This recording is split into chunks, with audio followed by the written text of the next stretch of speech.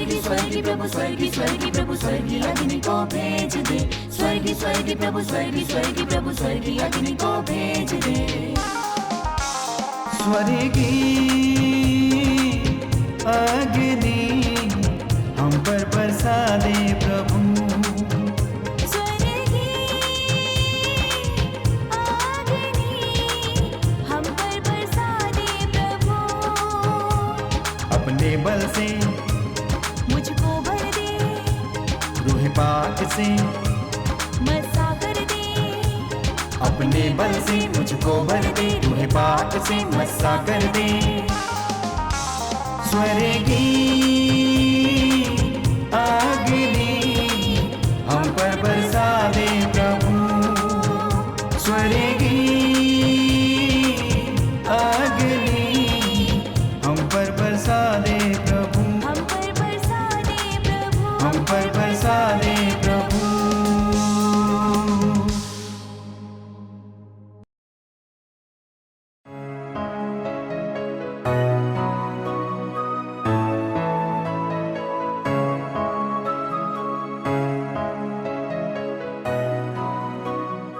Hallelujah, praise the Lord. प्यारे भाई और बहनों, आइए हम एक बार फिर स्वर्गीय अग्नि इस प्रोग्राम के जरिए प्रभु की आराधना करें, प्रभु को धन्यवाद दें और कुछ पल हम प्रभु के वचन के लिए अपने आप को समर्पित करें। जितना अधिक वचन को अपने जीवन में स्थान देते हैं, वचन सुनने के लिए, पढ़ने के लिए, उतना अधिक प्रभु हमारे निकट रहता है, क्योंकि वचन प्रभु ही है। शब्द देह धारण करके हमारे बीच में निवास किया, वचन में बताया गया है। तो हम वचन सुनते हैं, प्रभु की आराधना करते हैं, प्रभु के भले कार्यों को याद करते हैं, साथ ही साथ हम अपने जीवन के लिए, अपने परिवार के लिए, अपने सभी कार्यों के लिए हम परमेश्वर की सहायता, प्रभु की सहायता मांगते हैं। तो ये प्रार्थना का समय है। हम प्रार्थना के साथ ही इस एपिसोड की शुरुआत करें। पिता परमेश्वर, मैं आपको धन्यवाद देता हूँ, आपकी स्तुति आराधना करता हूँ। प्रभु, तू जीवित प्रभु हैं। हाँ प्रभु, जब मैं आपके सामने आकर हाथ फैलाता हूँ, मैं जानता हूँ कि आप मुझे स्वीकार करते हैं, मेरी विनती प्रार्थना सुनते हैं और मेरी ज़रूरतों को मांगने से पहले ही आप जानते हैं। हाँ प्रभु, आज आपके पावन नाम पर आपने हमें एकत्रित किया है। हाँ प्रभु, शिष्यों से आपने कहा, आपने पूछा कि आप क्या कहते हैं कि मानव पुत्र कौन है? पेतरुस ने उत्तर दिया, हे प्रभु, आप जीवंत मसीहा है, जीवंत ईश्वर का पुत्र हैं, परमेश्वर का पुत्र मसीहा है। यीशु ने कहा, स्वर्ग ने तुम्हें यह प्रकट किया है। इस वक्त हम फिर यही मांगते हैं प्रभु, स्वर्ग का प्रकटीकरण हमारे जीवन में हो। हाँ प्रभु, आपकी इच्छा जानने के लिए, आपकी योजना को पहचानने के बाद इस समय हमें प्रदान कीजिए प्रभु। हाँ प्रभु, वचन सुनते ही हमारे जीवन से हर प्रकार की बंधनों दूर हो जाए, बंधनें दूर हो जाए, हर प्रकार की बुराइयों से भी छुटकारा मिले। शैतान का जो प्रभाव हमारे जीवन में है, अंधकार की शक्तियों का जो प्रभाव चाल हमारे जीवन में है, उन सभी प्रकार के चालों से, प्रलोभनों से, प्रभावों से हाँ प्रभु आप हमें छुड़ाइए। आपको ही आदर, सम्मान और महिमा हम देते हैं। यीशु के नाम पर ये प्रार्थना हम करते हैं, आमीन। Praise the Lord, hallelujah. मसीह में प्यारे भाई और बहनों, हम सब लोग प्रार्थना करने वाले हैं। प्रार्थना के विषय में आपको बताने की आवश्यकता नहीं। ऐसा कोई भी व्यक्ति नहीं होगा जिन्होंने प्रार्थना कभी नहीं की है। प्रार्थना एक अभिषेक है, प्रार्थना एक सामर्थ्य है, प्रार्थना प्रभु का प्रेम है। जीवन में पवित्रता चाहिए तो आपको प्रार्थना करनी चाहिए। आप अपने जीवन में प्रभु यीशु के निकट पहुंचना चाहते हो, यीशु को अधिक जानना चाहते हो, तो आपके लिए ज़रूरी है कि आप प्रार्थना करें। अगर आप प्रभु का पावन स्पर्श अपने जीवन में पाना चाहते हो तो उसके लिए भी आपको प्रार्थना करनी चाहिए। जीवन में तरह तरह के परेशानियां आपके जीवन में हो, तो उन परेशानियों को स्वीकार करने के लिए, उन परेशानियों को विजय पाने के लिए, उनका सामना करने के लिए भी आपको प्रार्थना की ज़रूरत है। देखिए, ईश्वर के पुत्र होने के बावजूद प्रभु यीशु अपने जीवन में बहुत समय तक उन्होंने प्रार्थना की, पूरी रात उन्होंने प्रार्थना की।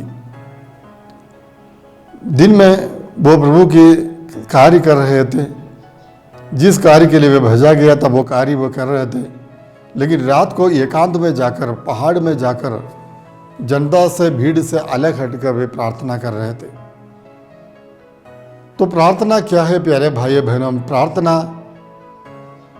हमें प्रभु की और अभिमुख होने का एक अवसर है। प्रार्थना का समय मैं और मेरा प्रभु एक हो जाते हैं, हम दोनों एक हो जाते हैं। प्रार्थना के समय स्वर्ग हमारे बीच में उतर आता है। अपने हृदय को प्रभु परमेश्वर की ओर उठाना, ये प्रार्थना है। कई प्रकार के निर्वचन प्रार्थना के लिए आप दे सकते हैं, लेकिन आज हमारा विषय यह नहीं। आप प्रार्थना जानते हैं, प्रार्थना करते हैं, प्रार्थना करने वाले हैं, इसलिए तो आज इस प्रोग्राम से आप जुड़े हुए हैं। तो हम देखते हैं पेंतकोस्त के दिन प्रेरितों ने प्रार्थना की। प्रार्थना करने के फायदाओं के विषय में इस समय हम विचार करने जा रहे हैं। प्रार्थना करने से क्या क्या फ़ायदा है, मुझे क्या मिलता है? लोग पूछते हैं क्या मिलेगा, घंटों तक प्रार्थना करने से आपको क्या मिलेगा? वे लोग नहीं जानते हैं प्रार्थना क्या है, अगर वे ये सवाल करते हैं। प्रार्थना प्रभु के निकट बैठना, प्रभु के समक्ष बैठना है, प्रभु के सानिध्य का अनुभव करना है, अपने पूरे जीवन को प्रभु के सानिध्य से भरना, अभिषेक से भरना, ये प्रार्थना है। पवित्र आत्मा सबसे बड़ा वरदान है। हम देखते हैं प्रेरित चरित्र में अध्याय 4 पद संख्या 30 में, जब उन्होंने प्रार्थना की, प्रेरितों ने प्रार्थना की, उस समय क्या हुआ? वहाँ पर उन्होंने ये प्रार्थना की, तू अपना हाथ बढ़ाकर अपने परम पावन सेवक ईसा के नाम पर स्वास्थ्य लाभ, चिन्ह तथा चमत्कार प्रकट होने दे। जब उन्होंने प्रार्थना की, उसके बाद का वचन अध्याय 4 पद 31, उनकी प्रार्थना समाप्त होने पर वह भवन जहां वे एकत्र थे हिल गया और सब पवित्र आत्मा से परिपूर्ण हो गए और निर्भीकता के साथ ईश्वर का वचन सुनाते रहे। तो पूरा भवन हिल गया। हिलने का मतलब क्या है? उस प्रार्थना के द्वारा स्वर्ग का सामर्थ्य, शक्ति उस भवन में उतरी। जब स्वर्ग का सामर्थ्य हम स्वीकार करते हैं, उस समय हम अपने आप को संभाल नहीं पाएंगे, इसलिए पूरा मकान हिल गया और सब पवित्र आत्मा से परिपूर्ण हो गए। पूर्ण रूप से पवित्र आत्मा को उन्होंने प्राप्त किए और निर्भीकता के साथ ईश्वर के वचन की घोषणा करने लगे। तब तक भय था, लेकिन उस समय से भय निकल गया, सामर्थ्य आया तो बाकी सब डर, भय इत्यादि निकल गया और वे प्रभु के सुसमाचार का प्रचार करने लगे, वचन सुनाते रहे। तो प्रार्थना करने वाले व्यक्ति को पवित्र आत्मा का अभिषेक मिलता है, स्वर्ग का सामर्थ्य प्राप्त होता है और इतना कि नहीं, निर्भीकता के साथ वचन की घोषणा का सुनाने के लिए, या वचन सुनाने का मतलब वचन जीना भी है। निर्भीकता के साथ वचन को जीने के लिए, विश्वास को जीने के लिए पवित्र आत्मा आपको सामर्थ्य और शक्ति प्रदान करता है। तो हम कुछ फायदाओं के बारे में देखें। लूकस के सुसमाचार में अध्याय 3 में प्रभु यीशु के बपतिस्मा के बारे में हम देखते हैं। प्रभु यीशु का बपतिस्मा के समय क्या क्या हुआ था। अध्याय 3, लूकस के सुसमाचार अध्याय 3, 21 और 22 वचन। सारी जनता को बपतिस्मा मिल जाने के बाद ईसा ने भी बपतिस्मा ग्रहण किया। इसे ग्रहण करने के अनंतर वो प्रार्थना कर ही रहे थे कि स्वर्ग खुल गया। कुछ जगह पर अन्य गॉस्पेल्स में हम देखते हैं प्रार्थना बपतिस्मा स्वीकार करने के तुरंत बाद क्या पवित्र आत्मा उतर आता है। तो यहाँ पर बताया गया है बपतिस्मा ग्रहण करने के अनंतर उसके बाद वो प्रार्थना कर रहे थे कि स्वर्ग खुल गया, स्वर्ग खुल गया। पवित्र आत्मा कपोत जैसे शरीर के रूप में उन पर उतरा और स्वर्ग से वाणी सुनाई दी, तू मेरा प्रिय पुत्र है, मैं तुझ पर अत्यंत प्रसन्न हूँ। देखिए इसके बारे में हम मनन करने जा रहे हैं। तो प्रार्थना करने का पहला फायदा यह है कि स्वर्ग खुल जाएगा। प्रार्थना स्वर्ग खोलने की चाबी है। तो जितना अधिक आप प्रार्थना करेंगे उतना अधिक स्वर्ग खुल जाएगा। स्वर्ग खोलने का मतलब यह है आपकी प्रार्थना स्वर्ग पहुंच जाएगी और स्वर्ग से आशीषें बरकतें आपके जीवन में आएगी। ये स्वर्ग खोलने का मतलब यह है। तो स्वर्ग खुल जाएगा। हर एक व्यक्ति जब बपतिस्मा लेते हैं, प्रार्थना में प्रभु से जुड़े रहते हैं, उसमें स्वर्ग खुलता है। स्वर्ग और उस व्यक्ति के साथ डायरेक्ट कम्युनिकेशन होता है। ये प्रार्थना का फायदा है। उसके बाद हम देखते हैं दूसरा फायदा है पवित्र आत्मा उतर आता है। यीशु के बपतिस्मा के समय पवित्र आत्मा उतर आया और जैसे मैंने पहले बताया, पेंतकोस्त के दिन वे प्रार्थना कर रहे थे, उसमें पवित्र आत्मा उतर आया। और प्रेरित अध्याय 4:30-31 में मैंने देखा कि उन्होंने प्रार्थना की, अपने परम पावन सेवक के नाम पर स्वस्थ चिन्ह लाभ प्रकट होने दे। उस समय हिल गया, पवित्र आत्मा उतर आया। तो जहाँ जहाँ पर प्रार्थना होती है वहाँ पवित्र आत्मा उतर आता है। कारण क्या है? हमारी दुर्बलता में पवित्र आत्मा हमारी मदद करता है। रोमियो के नाम पत्र में संत पौलुस ने स्पष्ट कहा है कि हमारी दुर्बलता में पवित्र आत्मा हमारी सहायता करता है। और इतना नहीं, हम ये नहीं जानते किस प्रकार प्रार्थना करनी चाहिए, तो पवित्र आत्मा अपने अस्पष्ट आंखों द्वारा हमारे लिए प्रार्थना करता है। देखिए पवित्र आत्मा का कार्य प्रार्थना में हमारे अगुवाई करना, प्रार्थना करने के लिए प्रेरणा देना, प्रार्थना में एकाग्रता प्रदान करना, ये भी पवित्र आत्मा का कार्य है। इसलिए जब भी हम प्रार्थना करने के लिए बैठे, सबसे प्रथम हमें पवित्र आत्मा से प्रार्थना करनी चाहिए। तो प्रार्थना करने वालों को पवित्र आत्मा मिल जाता है। उसके बाद वहाँ पर यीशु ने स्वर्ग से वाणी सुनाई दी, तो स्वर्ग की आवाज़ हम सुन सकते हैं। प्रार्थना करने वाले व्यक्ति स्वर्ग की आवाज़ सुन सकते हैं। अनेक लोगों का अनुभव है प्यारे भाई बहनों, कान में कोई व्यक्ति बोल रहा है, ऐसा एक आवाज़ उन्हें सुनाई देता है। ने स्वर्ग क्या चाहता है, स्वर्ग की इच्छा क्या है, यह स्वर्ग खुद प्रकट करता है प्रार्थना में। तो प्रभु की आवाज़ हम सुन सकते हैं। प्रभु की आवाज़ सुनने के लिए हमारे लिए जरूरी है हम प्रार्थना में बैठे। व्यक्तिगत प्रार्थना, पर्सनल प्रेयर इसके लिए बहुत ज़रूरी है। जितना अधिक हम पर्सनल प्रेयर करेंगे उतना अधिक हम प्रभु को जानने का प्रयास करेंगे। प्रभु की आवाज़ हम सुन सकते हैं। प्रभु से बातें करने का समय प्रार्थना का समय है। प्रभु से वार्तालाप करने का समय है। जो शंकाएं संदेह आपके मन में है उसे प्रभु के सामने प्रकट करने का समय है। आपके मन में जो बोझ है उसको उठा के रखने का समय है। तो प्रार्थना करते समय प्रभु की आवाज़ हम सुन सकते हैं। उसके बाद हम देखते हैं, उसके बाद का फायदा यह है कि स्वर्ग का अंगीकार हमें मिलता है। स्वर्ग हमें कबूल कर देता है। तो यहाँ पर स्वर्ग, जब स्वर्ग से वाणी आता है, यहाँ पर यीशु के बपतिस्मा के समय स्वर्ग ने कबूल कर दिया, ये मेरा प्रिय पुत्र है। परमेश्वर ने कबूल कर दिया, परमेश्वर ने इसकी घोषणा की, ये मेरा प्रिय पुत्र है, मैं इस पर अत्यंत प्रसन्न हूँ। सो स्वर्ग का एक अंगीकार, मान सम्मान पाना हो आपके जीवन में, परमेश्वर का सम्मान आपको पाना हो, तो जरूर आपको प्रार्थना करनी चाहिए। ईश्वर आपको मानते हैं, भले ही लोग आपको नहीं मानेंगे, दुनिया आपको नहीं मानेंगे, लेकिन स्वर्ग में आपको मान सम्मान जरूर मिलेगा। ये प्रार्थना करने वाले व्यक्ति उसी को देखते हुए ये प्रार्थना करते हैं।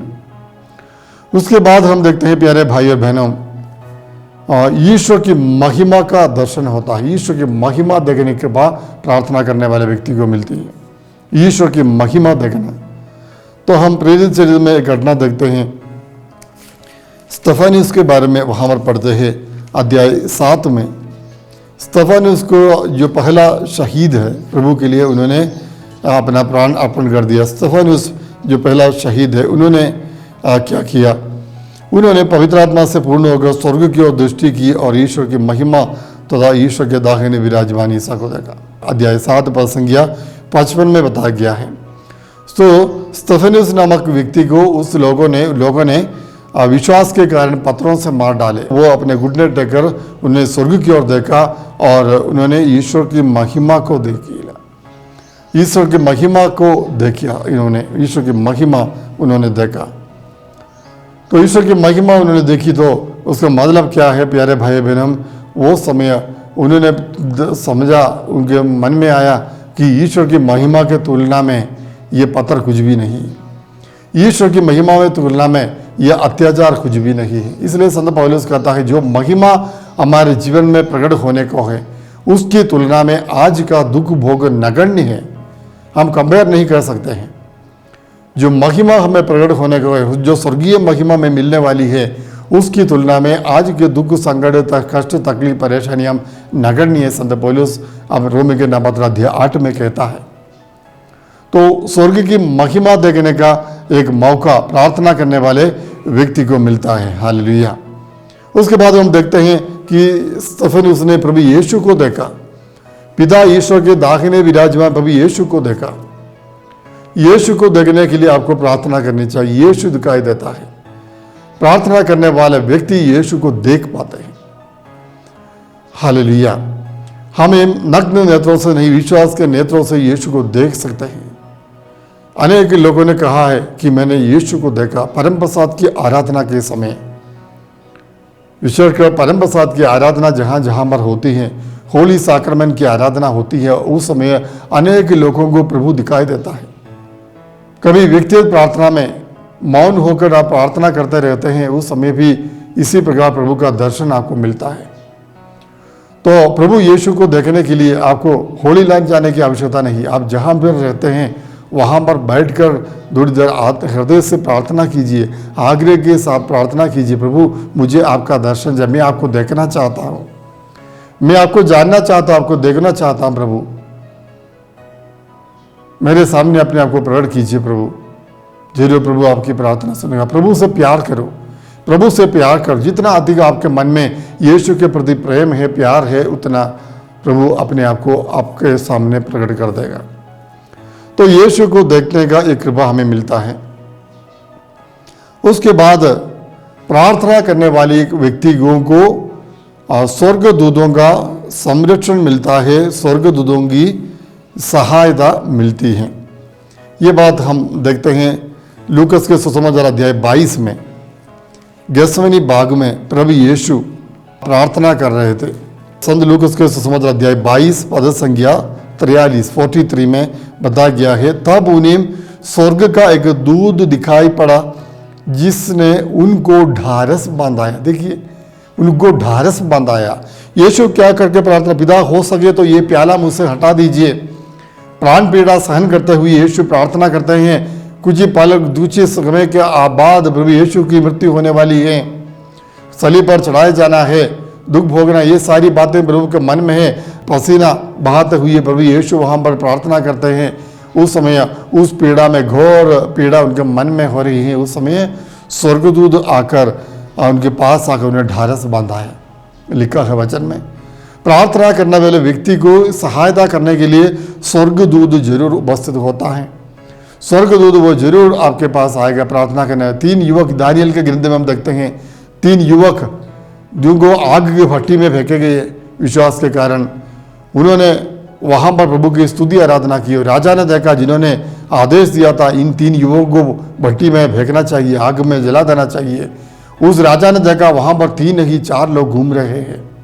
तो ये एक स्वर्गदूत है, स्वर्गदूत है। स्वर्गदूत आकर वहाँ उनके अग्नि के ज्वालाओं को इन लोगों से दूर कर दिया। वहाँ पर बताया गया है उस अग्नि के बीच में, उस आग की भट्टी में उन्हें एक एसी का कमरा तैयार किया, कुछ भी हानि नहीं पहुंचे। तो स्वर्गदूत का संरक्षण उन लोगों को मिलता है जो प्रार्थना करते हैं। प्रभु का संरक्षण उन्हें जरूर मिलेगा, प्रभु उनकी सहायता जरूर करता है। तो प्रभु हम अनेक बार बाइबल में पुराने विधान में देखते हैं कि स्वर्गदूत आकर उनकी सहायता करता है। इब्राहिम के समय में देखा गया 3 स्वर्गदूत दिखाई दिए, जो उन्हें संदेश दिया गया था, आप सारा प्रसव करेगी, पुत्र जन्म लेगा, और ये सब बातें बताते हुए उसके पहले देखते 3 युवक दिखेंगे, 3 स्वर्गदूत दिखाई दिए। स्वर्गदूत हमेशा हमारी सहायता करने के लिए उपस्थित रहता है। वो जरूर स्वर्ग में भेद, हम प्रार्थना करेंगे तो स्वर्ग से हमारी सहायता हमें जरूर मिलेगी। आगे हम देखते हैं प्रलोभन पर विजय पाने की कृपा प्रार्थना करने वालों को मिलती है। यीशु ने कहा इसी में लूकास के समाचार अध्याय 22 पद संख्या 40 में, यीशु गसमनी बाग में प्राण पीड़ा सकते समय यीशु प्रार्थना कर रहे थे, तो ईसा ने वहाँ पर उनसे कहा, प्रार्थना करो जिससे तुम परीक्षा में ना पड़ो, प्रार्थना करो जिससे तुम परीक्षा में ना पड़ो। हाँ प्यारे भाई बहन, हम देखते हैं यीशु ने जो प्रार्थना सिखाई थी अपने शिष्यों को कि ये स्वर्ग में विराजमान हमारे पिता तेरा नाम पवित्र माना जाए, उस प्रार्थना में भी इस बात को बताई गई है कि प्रभु हमें परीक्षा में ना गिरने दे, प्रलोभन में पड़ने से मैं बचाइए प्रभु। ये प्रार्थना वहाँ पर कहते हैं, उसका मतलब यह है कि हमारे आदमी जीवन में, हर एक व्यक्ति के जीवन में प्रलोभन आते रहते हैं, परीक्षाएं आती रहती हैं। उस समय अगर हमें विचलित नहीं होना है, विश्वास को दृढ़ रहना है, प्रभु से जुड़े हुए रहना है, तो हमें प्रार्थना करनी चाहिए। प्रार्थना करने वाले व्यक्ति को प्रलोभन को पहचानने की कृपा मिलती है, और इतना ही नहीं, उन प्रलोभनों पर विजय पाने की कृपा भी उन लोगों को मिलती है। हालेलुया। तो हमें निरंतर प्रार्थना करना है। अगर आपको प्रार्थना, कई लोग ये कहते हैं कि जीवन में प्रलोभन आते हैं उस समय गिर जाते हैं, प्रलोभन आते गिर जाता है, उनके जीवन में प्रार्थना का सहारा नहीं, सपोर्ट नहीं, इसलिए वे लोग गिर जाते हैं। अगर आपके जीवन में प्रार्थना का सपोर्ट नहीं है, आप प्रार्थना करने वाला व्यक्ति नहीं, मिनिमम प्रार्थना से आप संतुष्ट रहते हैं, सिर्फ संडे को चर्च में जाते हैं, प्रार्थना में भाग लेते हैं, और मिनिमम आध्यात्मिक कार्यों को करते हुए आप जीने वाले व्यक्ति हो, तो जरूर आप गिर जाएंगे, क्योंकि आपको बल नहीं, प्रार्थना का बल नहीं, प्रार्थना का सामर्थ्य नहीं। सिर्फ प्रलोभन पर विजय पाने के लिए हमें प्रार्थना करने की आवश्यकता है। उसके बाद प्यारे भाइयों बहनों, क्षमा करने की कृपा प्रार्थना करने वाले व्यक्ति को मिलती है। यीशु प्रार्थना करने वाले व्यक्ति थे। यीशु ने जीवन भर उन्होंने प्रार्थना की, अपने दुश्मनों के लिए उन्होंने प्रार्थना की, उन्हें क्षमा देने की कृपा उन्हें मिली। जिन लोगों ने उन पर अत्याचार किया, उनके चेहरे पर धोखे, चाटा मारे, लात मारे और सब प्रकार का आरोप लगाए, उपहास किया, चाबुकों से मारा, कोड़ों से मारा, पीटा, हर प्रकार के गालियाँ दी होगी, ये सब सहन करने की कृपा प्रभु यीशु को कहाँ से मिली? ये प्रार्थना के द्वारा ही मिली है। प्रार्थना करने वाले व्यक्ति शांत रहता है। सामने वाला व्यक्ति तलवार लेके क्यों ना आए, सामने वाले व्यक्ति मुंह से आपको गाली बके, लेकिन अगर आप प्रार्थना करने वाले व्यक्ति हैं, आप शांति के साथ वहाँ पर खड़ा रहेंगे। आपके अंदर जो शांति है वो शांति कभी नष्ट नहीं होगी। आप शांत होकर उस समय रहने की कृपा आपको मिलेगी। क्षमा करने की कृपा प्रार्थना करने वाले व्यक्ति को जरूर मिलती है।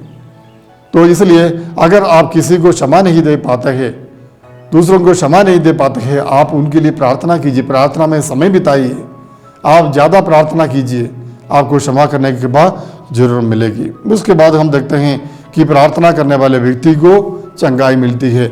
आज भी लोग प्रभु यीशु के नाम पर चंगाई प्राप्त करती है और अपने रोगों से, बीमारियों से छुटकारा पाते हैं। याकूब का पत्र अध्याय 5 पद संख्या 15, याकूब 5:15, वो विश्वासपूर्ण प्रार्थना रोगी को बचाएगी और प्रभु उसे स्वास्थ्य प्रदान करेगा। यदि उसने पाप किया है तो उसे क्षमा मिलेगी। विश्वासपूर्ण प्रार्थना रोगी को बचाएगी और प्रभु उसे स्वास्थ्य प्रदान करेगा। तो प्रार्थना करने वाले व्यक्ति को चंगाई मिलती है। प्रभु ने उत्तर देता है। प्रभु ने कहा, मैं तुम्हें चंगा करूंगा, मैं तुम्हारे घाव भर दूंगा। अनेक लोग, यरीको का अंधा ने प्रार्थना की, दाऊद के पुत्र मुझ पापी पर दया कीजिए। प्रभु ने पूछा क्या चाहिए? उन्होंने कहा, मुझे, मैं फिर से देखना चाहता हूँ। और प्रभु ने कहा, तुम्हारे विश्वास ने तुम्हारा उद्धार किया है, उसे दृष्टि मिल गई। उसके बाद अपने भाई बहन अपने जीवन को गवाही देने के लिए प्रार्थना करने वाले योग्य बन जाते हैं, या फिर शहीद बनने के लिए, प्रभु के लिए, सुसमाचार के लिए मरने की कृपा प्रार्थना करने वाले व्यक्तियों को मिलती है। स्टेफेनस के बारे में हमने देखा। प्रार्थना करने वाले व्यक्ति अपने जीवन एक बलि के रूप में प्रभु के लिए समर्पित कर देते हैं। उसके बाद हम देखते हैं प्रार्थना करने वाले व्यक्तियों को ईश्वर अपनी इच्छा को प्रकट करते हैं। सोदोम गमोरा को नष्ट करने के पहले उन्होंने अपने दास इब्राहिम को प्रकट किया कि मैं इस शहर को नष्ट करने जा रहा हूँ। मूसा को उन्होंने प्रकट किया जब मूसा आज्ञा लेने के लिए पहाड़ पर चढ़ गए थे, नीचे आने के लिए विलंब किया। उस समय लोग वहाँ पर मूर्ति बनाकर उनकी आराधना कर रहे थे, सोने के बचवा बनाकर उनकी आराधना कर रहे थे।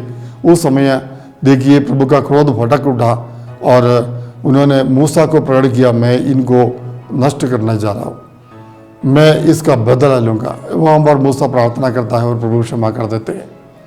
तो जो प्रार्थना करने वाले व्यक्ति हैं उनके प्रभु प्रकट कर देते हैं। जहाँ जहाँ पर विपत्तियाँ दुनिया में आती हैं, आंधी तूफान,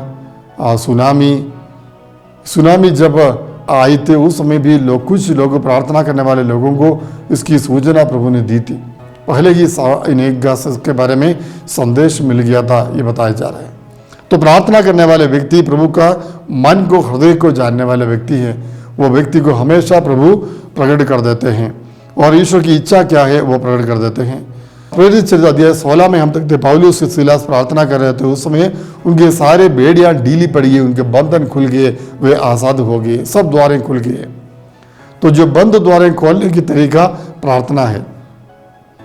आपके जीवन में दुष्ट आत्मा की बेड़ियां, पाप की बेड़ियां, बुरी आदतों की बेड़ियां आपके जीवन में हैं तो आप प्रार्थना कीजिए, सब बेड़ियां खुल जाएगी, बुराई आपके जीवन से हमेशा के लिए दूर हो जाएगा।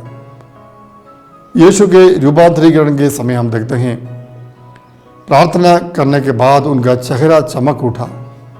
प्रार्थना करने वाले व्यक्ति के जीवन में परिवर्तन होता है, रूपांतरीकरण होता है, आपके जीवन में परिवर्तन होता है, एक नवीनीकरण आपके जीवन में जरूर आता है प्रार्थना करने वाले व्यक्ति के जीवन में। इसके अलावा बहुत सारे फायदा प्रार्थना में हैं। हाँ प्यारे भाई बहनों, हम प्रार्थना करें। इस एपिसोड को समाप्त करते समय आज हम प्रार्थना के लिए प्रभु से कृपा मांगे। मुझे प्रार्थना का अभिषेक चाहिए प्रभु, मैं भी प्रार्थना करना चाहता हूँ। यीशु की प्रार्थना देखकर शिष्यों ने प्रार्थना की, प्रभु हमें भी प्रार्थना करना सिखाइए, हमें भी प्रार्थना करना सिखाइए। प्रार्थना हमें सीखना चाहिए प्यारे भाई बहनों। हम प्रभु से कृपा मांगे, पवित्र आत्मा से सहायता मांगे, वो सहायक है हमारी प्रार्थना करने के लिए, वो हमारी सहायता करेगा। आइए प्रार्थना करते हैं। सर्वशक्तिमान पिता परमेश्वर, आपको धन्यवाद है प्रभु, आज के इस प्रार्थना समय के लिए आपको धन्यवाद देते हैं। हम यहाँ पर उपस्थित विशेषकर इस कार्यक्रम को देखने वाले, सुनने वाले हर एक व्यक्ति के लिए मैं प्रार्थना करता हूँ प्रभु, उनके जीवन में आप बरकतें बरसाइए प्रभु, स्वर्ग खोल कर आशीष दीजिए प्रभु। जब ये लोग प्रार्थना के लिए हाथ फैलाते हैं, घुटने पर खड़े होते हैं, अपने हृदय पाप की ओर अभिमुख करते हैं, उस पर प्रभु स्वर्ग खोलकर उन्हें आशीष दीजिए प्रभु, उनकी प्रार्थनाओं का उत्तर दीजिए प्रभु। हाँ प्रभु, कुछ लोग कई सालों से, महीनों से प्रार्थना कर रहे हैं, हाँ प्रभु उस प्रार्थना का, उन प्रार्थनाओं का उत्तर जरूर दीजिए प्रभु, आशीष दीजिए प्रभु। प्रार्थना का एक वरदान इस वक्त मांगते प्रभु। कई लोग प्रार्थना कर नहीं पाते प्रभु, मन का एकाग्रता नष्ट हो जाता है। हाँ प्रभु, ऐसे लोगों के लिए विशेष प्रार्थना करता हूँ। जो भी बंधन है प्रार्थना में, रुकावटें पैदा करने वाली जो भी बंधन है, सारे बंधन प्रभु यीशु के सलीब के सामर्थ्य से, शक्ति से टूट जाए प्रभु। हाँ प्रभु, प्रार्थना के अभिषेक हम सबको मिले, हम सब प्रार्थना करने वाले बन जाएं, प्रार्थना करने वाले एक सैनिक की तरह, फौज की तरह हम खड़े हो सके प्रभु इस दुनिया में, इस संसार में, ताकि हम आपकी महिमा के लिए जीवन पाए प्रभु। हाँ प्रभु, आपका राज्य का विस्तार करने के लिए हमें योग्य बनाए प्रभु। प्रार्थना एक हथियार के रूप में इसका उपयोग करने के लिए हमें सिखाइए प्रभु, हमें सिखाइए प्रभु, अब प्रार्थना करना हमें सिखाइए प्रभु। प्रार्थना का अभिषेक, अनॉइंटिंग आज इस वक्त हमें प्रदान कीजिए प्रभु। आमीन। सर्वशक्तिमान ईश्वर पिता और पुत्र और पवित्र आत्मा आपको आशीर्वाद प्रदान करे। आमीन।